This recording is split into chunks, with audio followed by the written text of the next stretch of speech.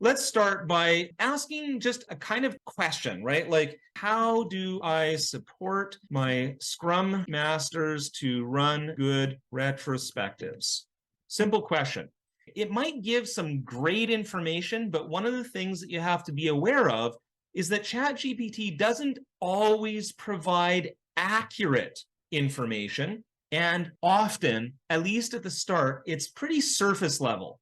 Now, this is going pretty well. We're getting a lot of information here, but we're going to take this a bit at a time and dig into this. Okay, so here we go. Retrospectives are an essential part of the Scrum process. I'm not going to read the whole response here. As a leader, you can support them by taking the following steps. So it's giving us a little bit of a formula here. Provide training, set the tone. Now, this is one thing that's really interesting is that, setting a safe space, we're going to dig into this a little bit. Define clear goals. Again, this is another thing we ought to dig into. Encourage participation, fabulous. Follow up on action items, really important. Continuously improve, absolutely. So there's only two things here that as an expert, I notice that are maybe not perfect, but in overall perspective, this 6 steps is fantastic, generic management advice. Okay, so how can we take it further? Well, for one thing, we can dig into each of these points. So we can say something like, what is the best training to give to my Scrum Masters to help them improve their retrospectives? Scrum Master certification, Agile coaching certification, for what it's worth, facilitation training.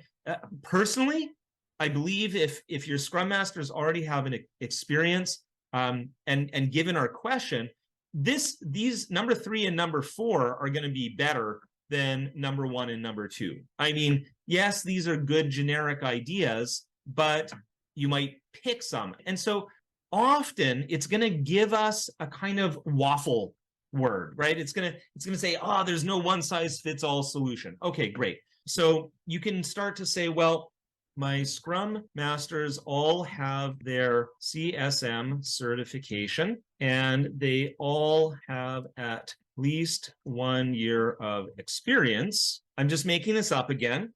The retrospectives that they run, I hear, are kind of boring, and they don't really result in much improvement.